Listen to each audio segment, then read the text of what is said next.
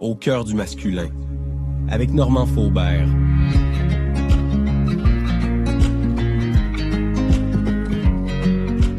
Bonjour à tous et bienvenue dans ce nouvel épisode du balado au cœur du masculin. Aujourd'hui, nous allons explorer un voyage intérieur puissant, celui de l'affirmation de soi, l'art de communiquer et du leadership authentique. J'ai appelé cet épisode le leadership au masculin. S'affirmer pleinement, ça demande du courage, de la vulnérabilité et une profonde volonté d'oser être soi, sans masque ni retenue.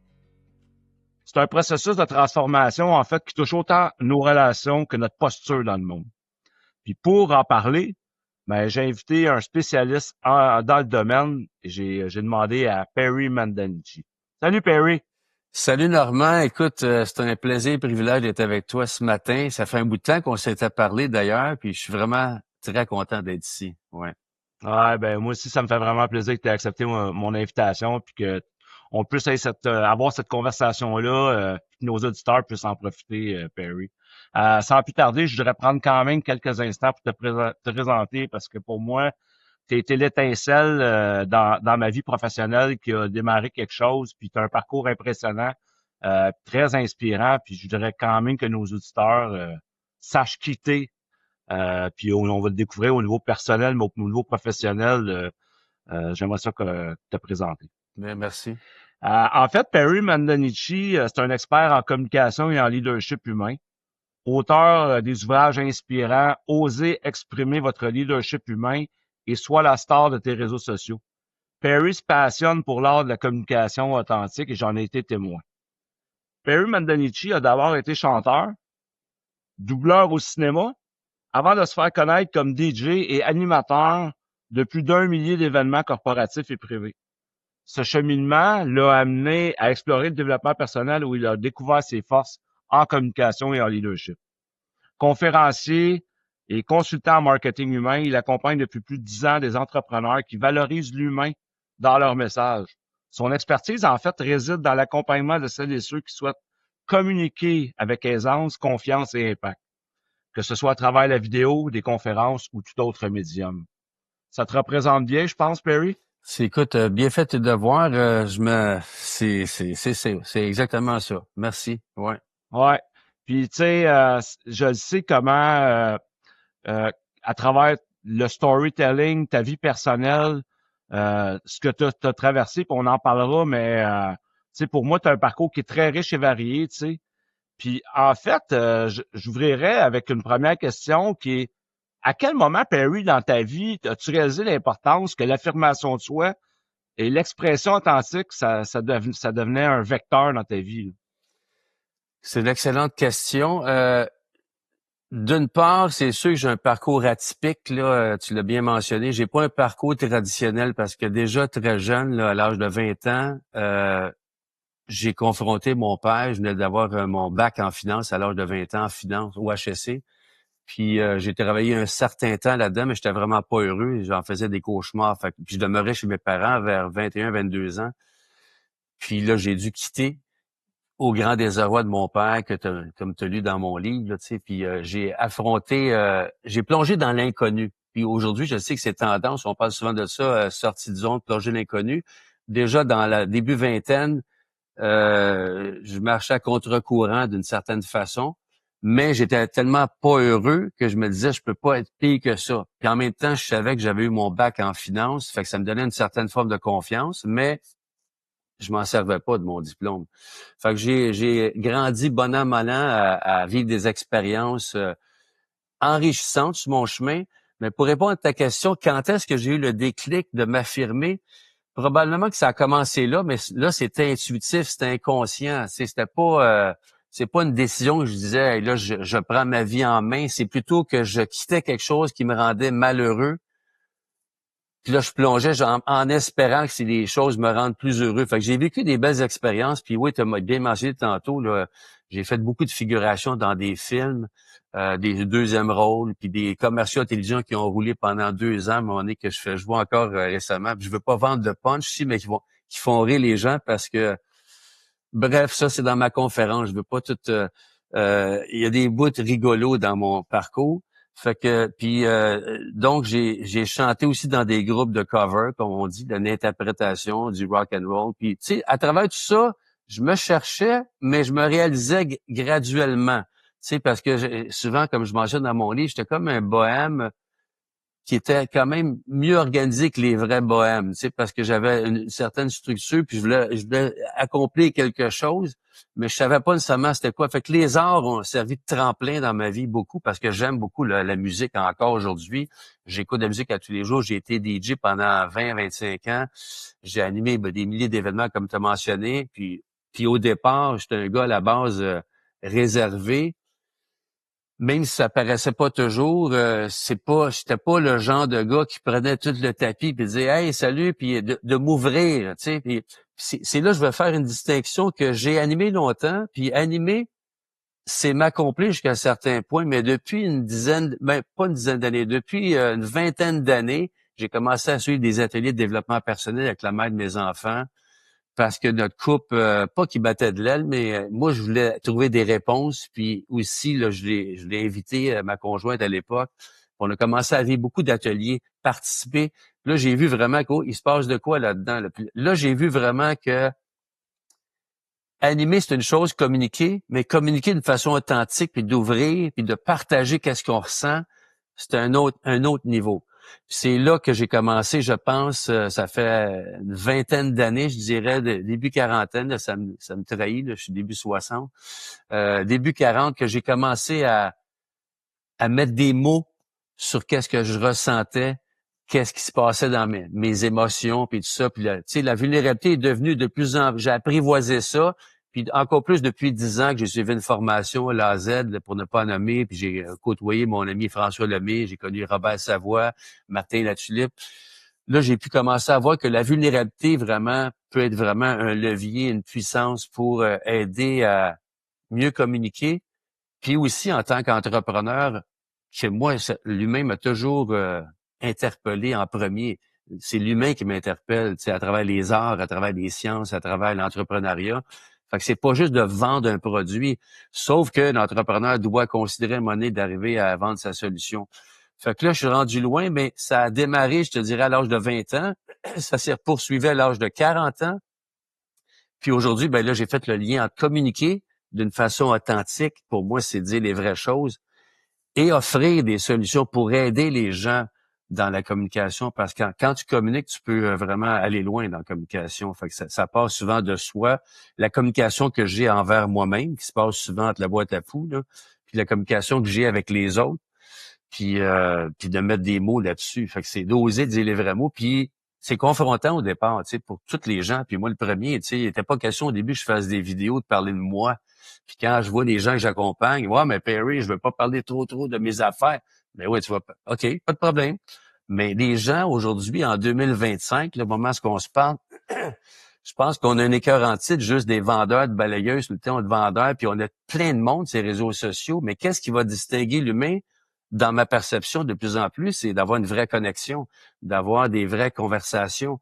Et aussi, tu peux offrir une solution. Donc, de faire la paix entre les deux, il a fallu que je fasse la paix moi-même parce que communiquer, c'est une chose, puis vendre une solution, c'est une autre chose. Mais pour moi, dans mon monde, je ne pouvais pas relier les deux. Mais oui, on peut relier les deux. Aujourd'hui, j'ai fait la paix, puis l'entrepreneur qui priorise l'humain a le droit de monétiser, a le droit de vivre la prospérité. Et c'est là que je suis rendu dans le storytelling aujourd'hui. Là. Fait que là, je t'ai fait un résumé global. Là. Ben non, c'est intéressant parce que tu sais, en fait, il y a quelque chose que tu t'as dit qui me rejoint, tu sais, puis c'est la vulnérabilité. Mm-hmm. Communiquer, c'est une chose, communiquer de façon utilitaire, c'est une chose, mais quand on parle de vulnérabilité, j'ai des moments clés dans ton livre, en fait, oser exprimer votre leadership humain. Tu sais, tu t'en vas au restaurant Rosemère, t'annonces à ton père que tu Pas mon t'en... père, ma mère, Non, mais parce que mon tu père t'en était vas ouais. à ton père quand t'as lâché les Oui, finances. oui, Quand tu es allé au restaurant Rosemère, t'as annoncé ta séparation. oui. Tu sais, il y a des moments clés dans ta vie quand t'as annoncé, t'as reçu une demande pour faire du doublage avec un petit montant de 15 000, puis t'as décidé de t'en aller dans le sud comme pour faire d'autres choses. Tu sais, ça éveille des peurs. C'est comme t'es tout le temps sur la planche à bungee puis il faut que tu sautes. Ouais. Fait que ça éveille des peurs parce que la vulnérabilité, pour le dire, tu sais, parce que ceux qui nous, tu sais, des fois, ça Oui. peut être un mot qui est large. Comment tu définirais ça? C'est quoi pour toi les peurs qui ont été éveillées au niveau de ta vulnérabilité quand tu sais, ces moments clés-là que tu as vécu, là? Ben, c'est super pertinent ce que tu mentionnes parce que vulnérabilité, c'est un terme qu'on emploie de plus en plus puis c'est galvaudé parce que souvent, anciennement, vulnérabilité, ça fait appel à fragilité mentale. Tu sais, quelqu'un qui est vulnérable, il est faible puis c'est dangereux presque. Mais le sens qu'on emploie beaucoup dans le développement personnel, la sensibilité qu'on possède, même les gars surtout, là, ben les femmes possèdent la sensibilité aussi, mais les gars, d'assumer ça, c'est souvent, comme tu as mentionné tantôt, c'est quand tu arrives des défis là, de la vie, puis que tu oses y aller quand même malgré la peur parce que la peur peut te paralyser ou peut complètement te paralyser ou tu y vas pareil. Puis moi, je sais pas comment je suis fabriqué, mais c'est vrai que à chaque fois que j'ai eu des moments de pression dans ma vie, j'y vais pareil. Tu sais, je paralyse pas nécessairement. Je connais des gens, malheureusement, qui paralysent. Puis c'est dommage parce que la peur, je pense pas que c'est quelque chose qu'on va éliminer de notre vie. Je pense qu'on a tout le temps des peurs qui vont tout le temps être là. Mais j'ai toujours un choix. Puis comme notre coach disait, il y a 20 ans, là, des ateliers, elle disait, tu as le courage d'une main, tu as la peur de l'autre. Fait que c'est lequel tu choisis. Si tu restes dans la peur, tu restes, tu paralyses, puis là, tu t'envenimes. Puis à un moment donné, ça prend des proportions de scénarios, puis qui viennent gros. Fait que puis le courage, ben c'est j'y vais pareil. Puis même si ça me fait shaker, ça me fait j'aime pas ça. Mais j'ai eu à vivre ça souvent, c'est vrai, des situations de même. Puis en commençant avec mon père. Mon père, c'est un bon coach symboliquement quand j'ai commencé à jouer au hockey très jeune, j'avais, comme je dis dans mon livre, j'avais le privilège d'avoir deux coachs. J'avais le coach en arrière du banc qui était vraiment bon, puis j'avais un coach dans l'auto après chaque game qui me disait Perry, t'es pas assez agressif, let's go Perry, t'es capable. Puis au début, ok, tu dis il veut mon bien, tout ça, mais à un moment donné, là, ça devenait là, comme ok, je savais qu'à chaque game j'aurais le sermon dans l'auto, là c'était plus capable. Fait que j'ai fait un écœurant titre de hockey. Puis il faisait pas ça pour mal faire. Aujourd'hui, avec le recul, j'ai fait la paix avec tout ça. Mon père est décédé, puis j'étais en bon terme avec lui, même s'il est plus là. Mais tout ça pour dire que mon premier coach, c'était mon père. Fait que c'est confrontant de... Là, je suis rendu très loin dans la conversation, mais tu m'as demandé tantôt la vulnérabilité. Euh, il y a eu des circonstances, effectivement, quand j'ai eu un choix à faire à 24 ans. Je m'en allais aux Antilles françaises comme animateur. J'avais une opportunité sur un plateau d'argent. Puis en même temps, ben je refusais des contrats avec une agence de casting. Puis là, j'étais confronté dans ma tête parce que ça fait appel à ça aussi, la vulnérabilité. C'est que tu as des choix des fois déchirants. Puis si tu veux faire plaisir à tout le monde, ça marche pas. Fait que faut que tu te fasses plaisir. Fait que ça implique, faut t'écouter qu'est-ce qui se passe en dedans, écouter ta voix intérieure, ton intuition. Et ça se peut que tu te trompes, mais faut que tu tranches à un moment donné. Fait que là, il fallait que je tranche. Ça n'est une décision importante. Fait que là, j'ai plongé dans l'inconnu. J'ai dit, je m'en vais là-bas. Puis j'avais jamais aucune expérience d'animation pendant 6 mois, un genre de géo. C'était une super expérience avec un de mes chums que j'ai fait venir avec moi, qui jouait de la guitare. Moi, je chantais là-bas. On a fait toutes sortes d'activités.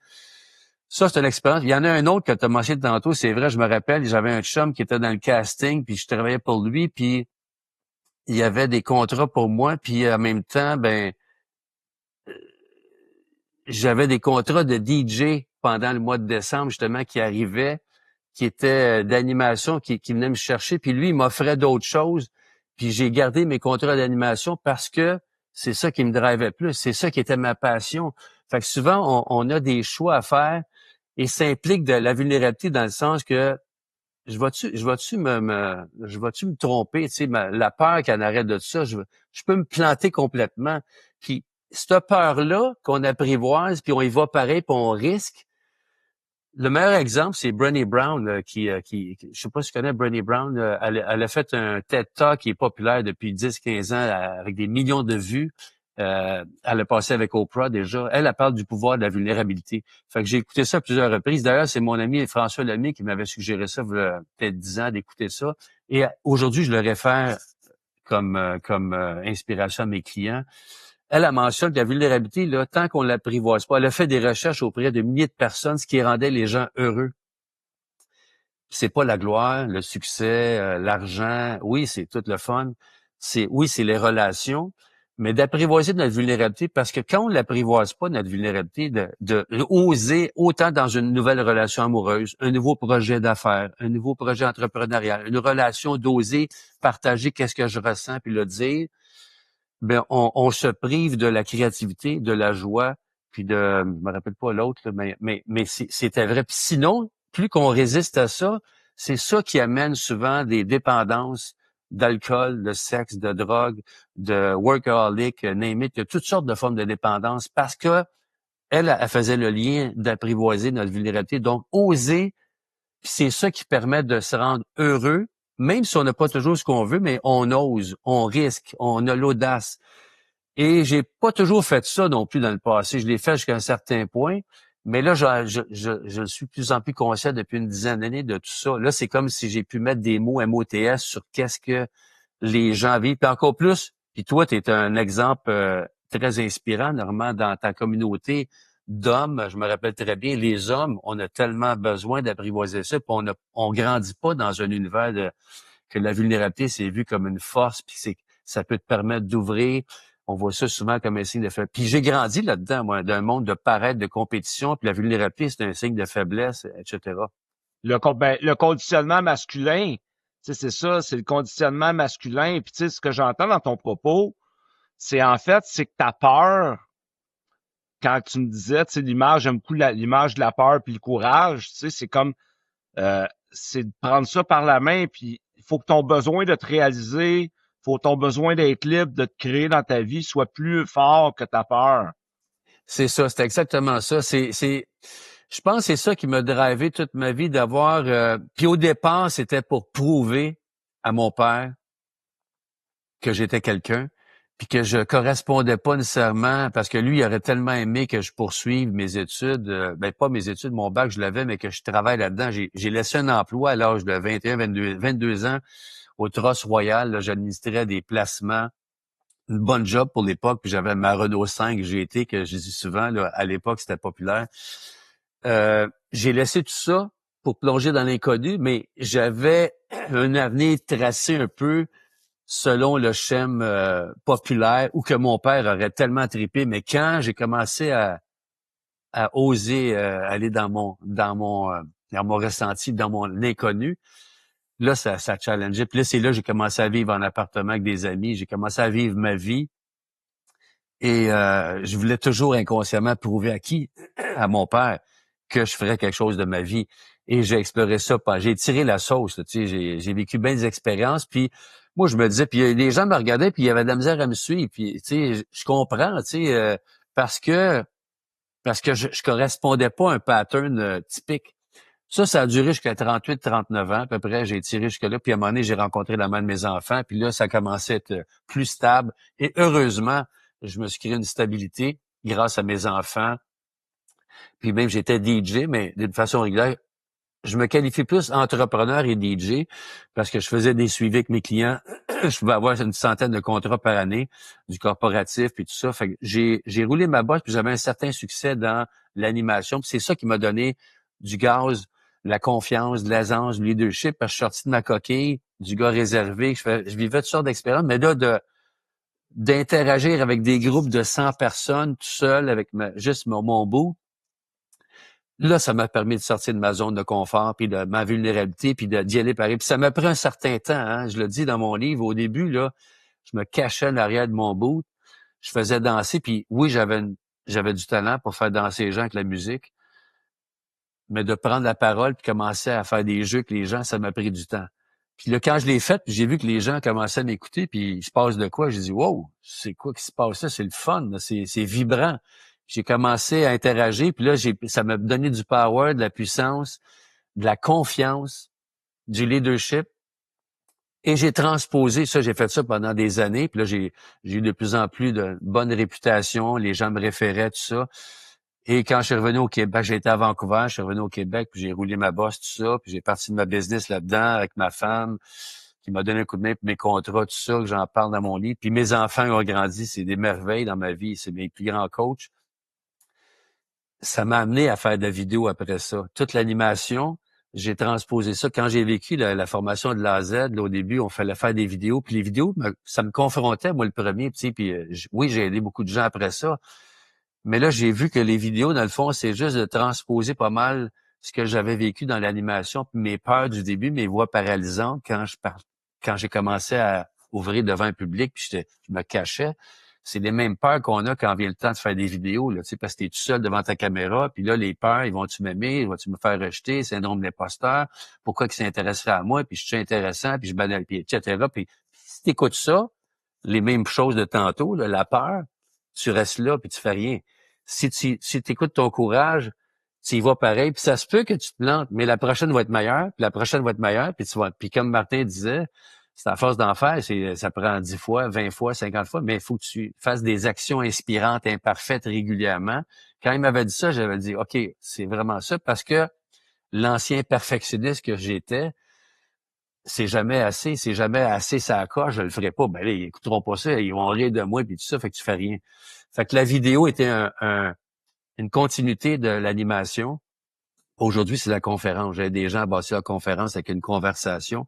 Fait que c'est toujours la communication. Fait que moi, la communication m'a amené à entrer en contact avec mon leadership, ma confiance, mon aisance. Puis parlons-en donc de ça, justement, parce que je dois aller sur ce terrain-là. Tu sais, on pense souvent que le leadership, tu sais, puis j'ai appelé l'épisode aujourd'hui le leadership au masculin parce que pour moi, tu es une belle source d'inspiration dans ce sens-là.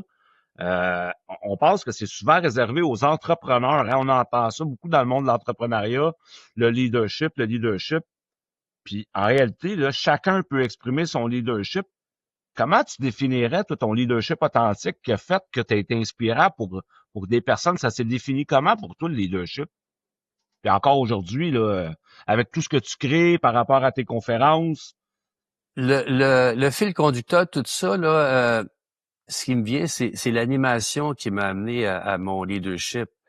Animer des groupes ou animer devant un public me fait sortir de ma zone, puis le fait de commencer à interagir, puis d'amener les gens à s'exprimer, parce que les gens, souvent, c'est le reflet de qui je suis. Là, tu sais, souvent, des gens sont gênés, puis ils veulent pas avoir le micro, puis là, j'ai challengé des fois dans des jeux, puis tout ça, je leur disais, mais si tu parles pas en ce moment, ça se peut que demain matin, tu te réveilles, puis tu regrettes que tu n'as pas parlé, puis en tout cas, j'avais toutes sortes de trucs. Puis là, il y a des gens, des fois, ils venaient, puis tout d'un coup, j'ai pu observer normalement, même dans des ateliers de développement personnel, tous les gens gênés, réservés, timides, introvertis, discrets, name it, ça peut faire des excellents communicateurs. Fait que quand j'ai entré en contact avec ça dans des ateliers, et moi-même, j'en suis la preuve vivante que je suis. Aujourd'hui, j'ai une aisance. Les gens, quand je leur dis ça, ils me croient pas, tu sais, que j'ai déjà été plus timide, mais je possède ça encore, le côté réservé.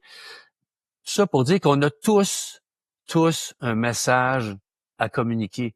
On a tout quelque chose qui vibre en dedans. Mais est-ce qu'on se permet est-ce qu'on s'autorise, est-ce qu'on va oser le faire? Ça dépend. Puis ça veut pas nécessairement dire que c'est la communication, là, qu'on devient des orateurs sur un stage. Ça peut être quelqu'un qui est manuel, qui est un génie dans le manuel, mais il y a quelque chose d'unique, une zone de génie, peu importe le domaine. Mais aujourd'hui, plus que jamais, moi, dans ma perception, on doit arriver à communiquer notre message. Si c'est pas nous autres, ben il faut le faire par une autre personne, mais on doit communiquer. Donc, communiquer, c'est me vendre, entre guillemets, qui je suis, moi. Qui je suis, puis c'est quoi qui m'a amené à faire ça? C'est pourquoi j'ai décidé un jour de faire de l'animation. Ben, j'étais drivé par le besoin de communiquer. Je le savais pas dans le temps. Puis d'interagir avec les autres, de connecter. Puis on me dit souvent, Perry, toi, t'es bon dans la connexion, connecter avec les gens. Puis c'est vrai, j'ai développé une aisance, puis tu sais, je regarde une personne, puis je vais poser une couple de questions, je vais l'écouter, puis j'entre tout de suite en contact avec.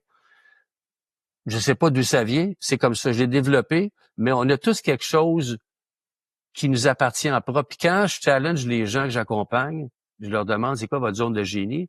Ben au début, on se pose des questions, on dit ouais, mais c'est souvent quelque chose qu'on porte depuis toujours.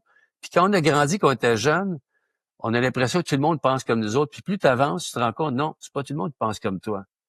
Qu'est-ce qui fait que toi, tu penses différemment? Qu'est-ce que tu ressens différent des autres? Qu'est-ce que tu vois que les autres ne voient pas? Moi, c'est la communication qui me permet non seulement de m'exprimer, mais me permet de faire exprimer les gens en face de moi. les faire sortir. Puis c'est là qu'est ma force, j'ai réalisé. C'est que dans l'interaction que je faisais dans l'animation de mes soirées, j'ai réalisé que je peux faire parler les gens presque comme je veux, entre guillemets. Il y en a qui sont réfractaires, puis il y en a qui veulent trop prendre de tapis, ça c'est une autre affaire. Puis j'ai ça d'exemples rigolos. Là. Il y en a qui, des fois, parce que dans l'animation, les soirées, il y en a qui prennent un verre, puis pas juste un verre. Fait que là, Perry, passe-moi le micro. Pas de problème, prends-lui le micro. Puis moi, je me servais du public, je disais, il va avoir le micro, let's go, on lui donne le micro. Là, au bout d'une minute, là, je reprenais le micro, je disais, on l'applaudit très fort, puis là, il parlait plus parce qu'il sentait qu'il y avait un malaise. Puis là, le reste de la soirée, il restait assis. Mais je le mettais avec nous autres, j'étais pas contre lui. Fait qu'il y a toutes sortes de trucs que j'ai développés aussi dans l'interaction. Fait que l'interaction et la connexion, c'est là que j'ai développé mon leadership. Puis l'entrepreneur, aujourd'hui, a besoin d'interagir, a besoin de communiquer, a besoin de communiquer son message. Il vend pas juste un produit, un service. C'est ça, j'ai réalisé aussi depuis des années. On vend pas juste un produit, un service, on vend qui on est, on vend une solution, on vend un avenir meilleur grâce à la solution qu'on propose. Fait que c'est tout ça qu'il faut amener dans la conversation. Mais si c'est pas dit, tu passes encore pour un vendeur qui veut te pousser un produit dans la gorge. Puis là, les gens sont tannés de ça, ils veulent plus ça. Fait qu'ils veulent un humain qui va amener une solution. Fait qu'on veut connecter, puis on veut savoir t'es qui, toi, tu sais. Puis, fait que pour moi, c'est très important davantage aujourd'hui de communiquer, d'interagir. Je pense que la communication, c'est un levier très important dans le leadership.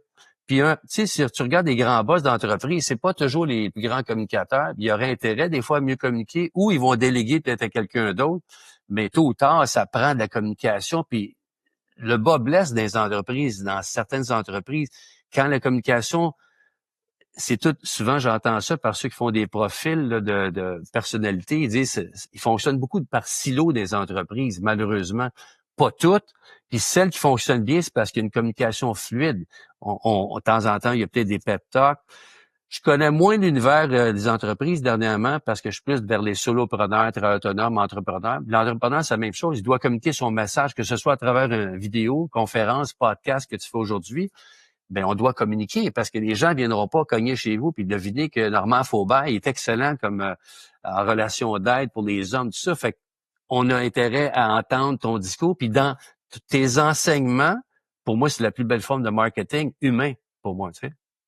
Ben, en fait, tu sais, c'est dans le mot leadership authentique, ce que je te parlais tantôt, puis je me souviens d'un moment avec toi, tu sais, il y a 4-5 ans, quand j'ai commencé à faire de la vidéo, tu me disais, tu sais, Normand, tu sais, puis t'en as parlé un peu, c'est quoi ton message? Tout le rapport au storytelling, puis ton histoire de vie, ce que tu portes comme histoire, c'est impactant pour les gens. Tu sais, ils veulent avoir accès à plus que soit une forme d'autorité, un thérapeute. Ils veulent entendre ce qu'il y a en arrière de la personne. Tu sais, moi, je me rends Exact. compte souvent quand je parle de mon histoire, quand les gens entendent mon histoire, ça les rejoint.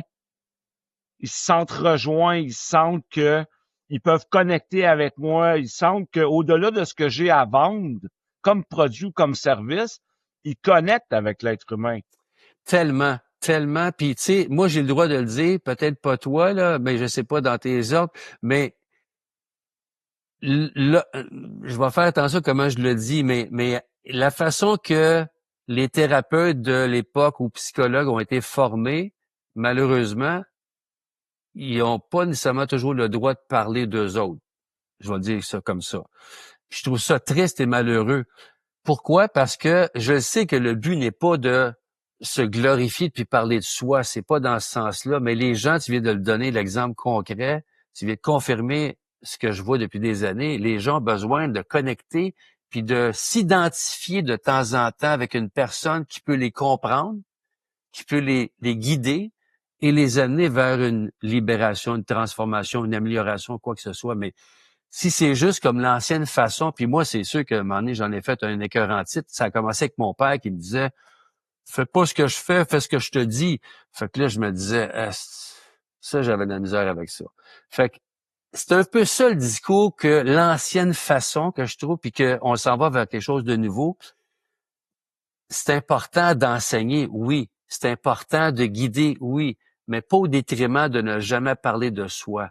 Puis ça, j'ai été challengé même avec des proches, des partenaires ça fait peut-être 7, 8 ans, 10 ans, qu'il y avait une formation de thérapeute et ça clashait parce que des fois, je partageais mon discours, un peu certaines histoires, puis il me dit, Perry, arrête de parler de tes affaires. Mais je dis, quoi le problème? Si ça a un lien, puis les gens, ça leur permet d'ouvrir. Ouais, mais c'est pas notre but, nous autres, c'est eux autres. Je comprends. J'entends ce que tu dis, puis c'est sûr que ça confronte encore aujourd'hui. Mais il faut trouver, tu sais, le storytelling. Moi, j'appelle ça aussi aujourd'hui, j'ai pris le storytelling avec le copywriting que j'adore, la rédaction persuasive avec les mots pour vendre, faire le lien.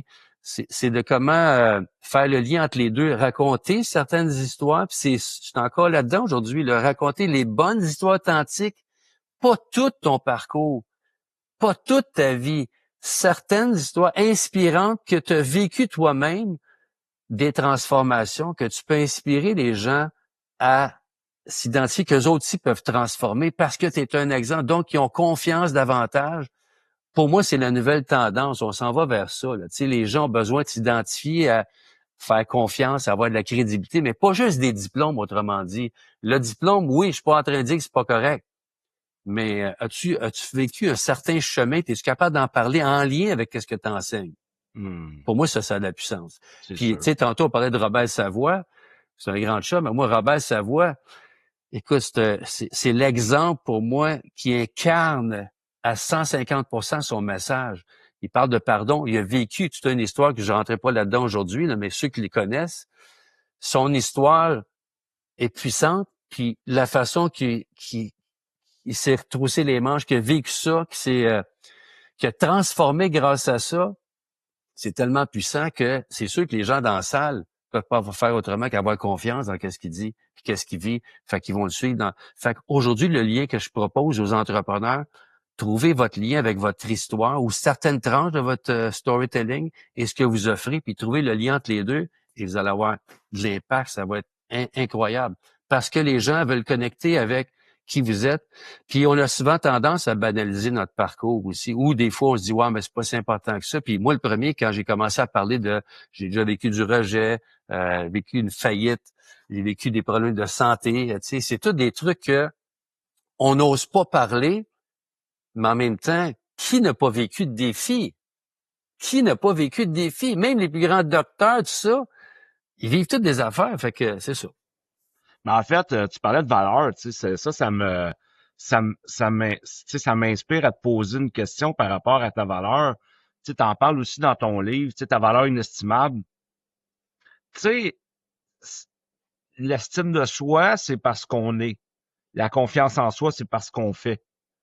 Tu sais, puis ça construit un peu notre valeur, tu sais, l'estime. Fait que, tu sais, toi, ta valeur inestimable aujourd'hui en lien avec ton leadership que tu exerces, parce que je trouve ça important, je vais te dire l'angle que je vais avoir avec toi. Oui. Tu sais, je trouve ça désolant parce que j'ai pas pris la place moi-même publiquement par rapport à ça, parce que j'avais peur de polariser. Mais tu sais, tout le rapport à la masculinité toxique. Tu sais, en fait, comme homme, je prends position par rapport à ça parce que je pense qu'on a, comme homme, une responsabilité de démontrer que des humains puis qu'une masculinité qui est saine et humaine, c'est autre que celle qu'on nous démontre parce qu'il n'y a pas juste ça. Mais ça t'a demandé, toi, de construire ta valeur, tu sais. Tu l'as construit sur quoi ta valeur et ton estime pour en arriver à exercer ton leadership?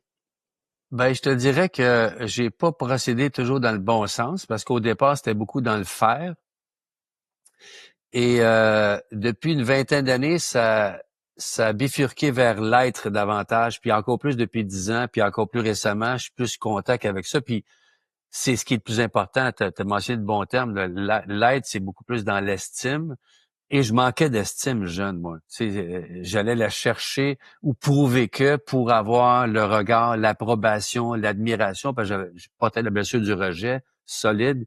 Fait que si on m'aimait pas, on me rejetait. Fait que je m'arrangeais pour qu'on m'aime, qu'on me trouve fin, puis que je me suis trouvé des personnages de chanteurs de cover. Tu sais, je regrette rien de tout ça, mais aujourd'hui, avec le recul, je vois que j'imitais, c'était pas une... Mais j'ai composé des tunes quand même qui étaient bonnes pour mon garçon. Puis c'est là, tu vois, j'ai commencé à écrire, à composer, puis ma vie familiale m'amenait de plus en plus dans l'être. Mes enfants m'ont ramené dans l'être, dans mon cœur. c'est l'être d'abord, c'est vraiment ça. Puis c'est pour ça que l'entrepreneuriat aujourd'hui, ou moi-même, j'ai eu à faire la paix. L'entrepreneuriat, moi, je voyais ça comme quelqu'un qui vend. Fait que je pouvais pas vendre dans le faire puis être dans l'être en même temps. C'était inconcevable pour moi. Puis aujourd'hui, ben grâce à Martin, que j'ai vu que c'était possible, François Lemay, Robert Savoie, sont des exemples pour moi probants que oui, c'est possible d'être dans l'être et aussi d'être prospère comme entrepreneur. Mais la ligne est mince au départ parce que tu dois t'intéresser à l'humain. Puis tu le sens, on le voit dans tout ce qu'on voit sur les réseaux sociaux. Quand les gens sont là juste pour te vendre quelque chose tout de suite, c'est une chose. Puis c'est pas négatif qu'il y en a pour tous les goûts. Tu sais, on est 8,5 milliards. Mais moi, je penche plus du côté de l'empathique, l'humain. Fait que c'était quoi ta question déjà? En fait, c'est... J'aime ça quand ça va dans tous les sens comme ça, tu sais, c'est... Ben, en fait... Non, la valeur, l'estime de soi, ta valeur inestimable, tu sais, je sais que tu l'as construit, mais tu sais, tu l'as construit en prenant des risques, tu l'as construit en faisant des choix qui étaient axés sur l'écoute de soi. Tu t'es écouté, puis tu as bâti ta valeur. Ce que j'ai compris, en tout cas, dans ton livre, c'est que tu as bâti ta valeur sur... Mais ça a passé par l'écoute de soi, ça a passé par... Puis ça, ben, t'es devenu au fil du temps quelqu'un qu'on a voulu suivre, quelqu'un qui inspire. Fait que ton leadership, il s'exerce à travers ce que tu crois fondamentalement, puis ce que t'es fondamentalement. Mais tu sais, ça m'amène à dire quelque chose que je partage pas souvent, mais jeune, moi, j'étais un gars croyant. Jeune, j'allais à l'église, mais à 12 ans, j'ai laissé l'église, pas parce que je suis devenu non-croyant, c'est que je croyais pas nécessairement à cette forme de croyance-là. Puis je suis pas en train de dire que je compte ça. Bon, aujourd'hui, je sais que les églises sont plus vides qu'avant, mais je croyais que j'ai toujours cru qu'il y a une force supérieure. Il y a quelque chose. Fait que ça me guidait dans tous mes moments d'incertitude, d'inconnu, de plonger vers du nouveau. Je me connectais à ça du mieux que je pouvais par la prière. Mes méditations, c'est venu plus tard. Aujourd'hui, c'est vraiment, ça fait partie de ma vie, de mon hygiène de vie. Là, je médite à tous les jours, je marche.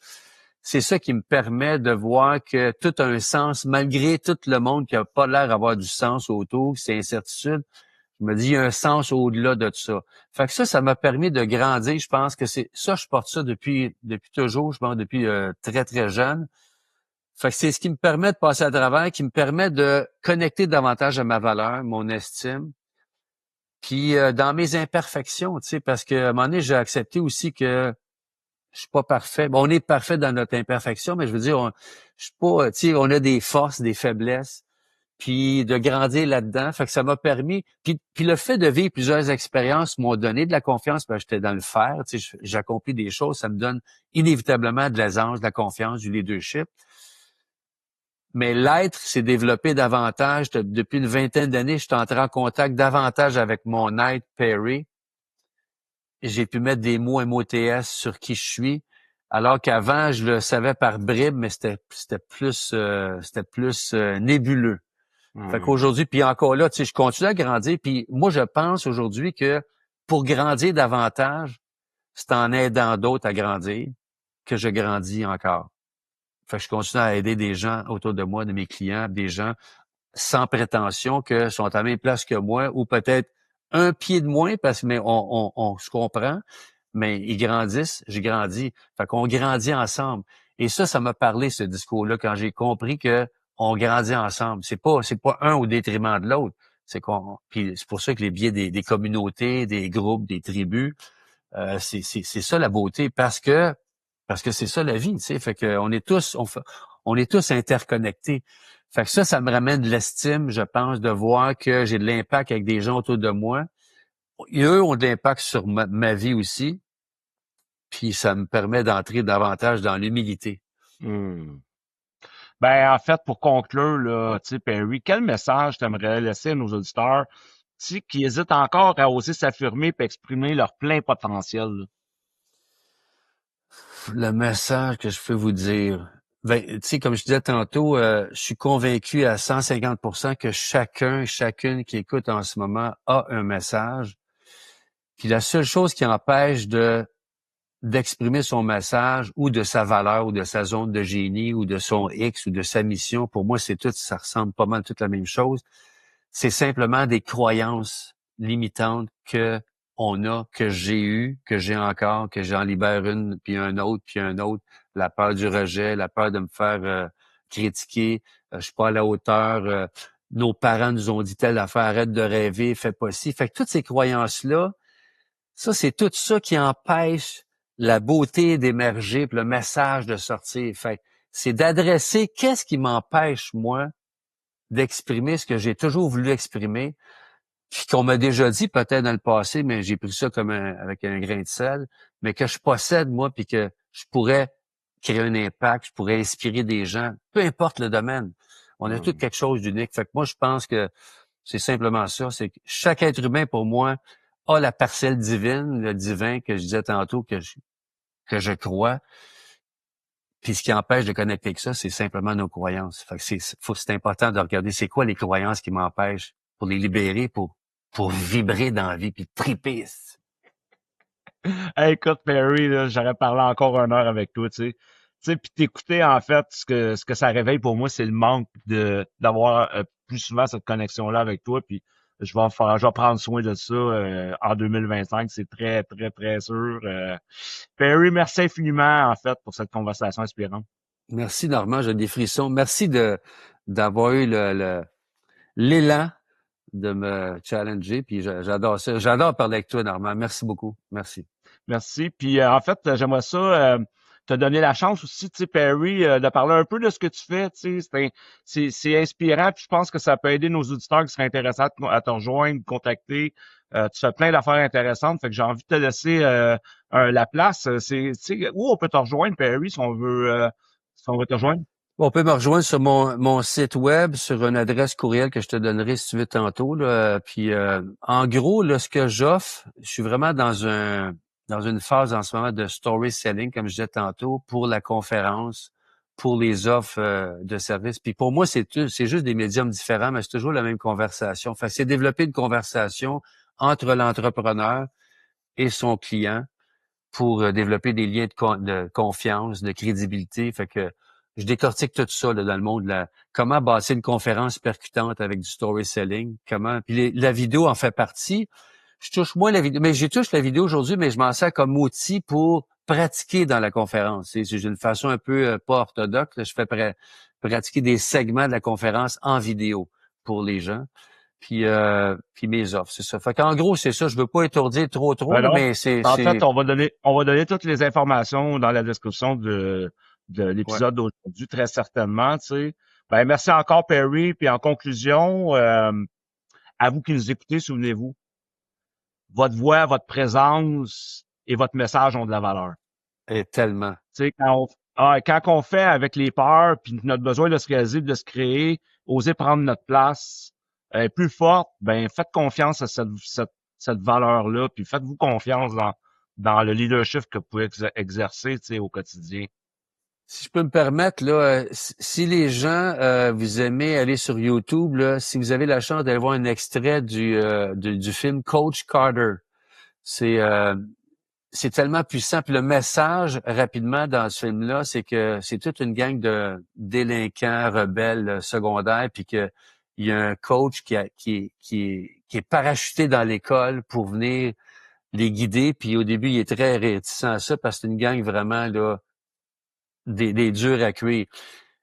Mais il réussit après un certain temps. Je veux pas te vendre le punch, mais le message du film, c'est que la peur la plus profonde chez l'humain, c'est pas de pas être à la hauteur puis de prendre la parole au micro, tout ça, c'est de prendre sa place puis de rayonner au-delà de toutes les mythes. C'est ça notre peur la plus grande. Fait que de prendre notre place, de rayonner, c'est challengeant au maximum pour les êtres humains. Puis le film, c'est un parfait exemple, puis ça vient nous chercher d'un trip, c'est tellement puissant. Merci Perry. Bien, écoutez nos auditeurs, je vous dis à très bientôt pour un nouvel épisode d'Au cœur au masculin. À bientôt. Merci Normand.